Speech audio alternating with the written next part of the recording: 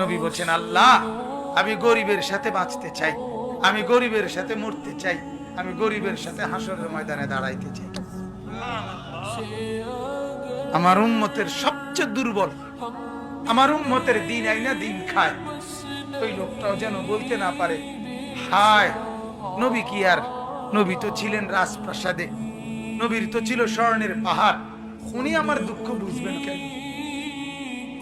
কথা বুঝেন নাই? উনি কেমনে বুঝবেন? আমরা অনেক সময় কথা কই না, আপনি আমার দুঃখ বুঝবেন কেমনে? আপনি থাকেন সুখের রাজপ্রাসাদে, আপনি বুঝবেন কেমনে দিন মজুরের কষ্ট কি? আল্লাহর নবী বলেন, না উম্মত, আমি পেটে পাথর বাঁধছি 14 দিন, আমার কোন উম্মত কোনদিন বাঁধো নাই।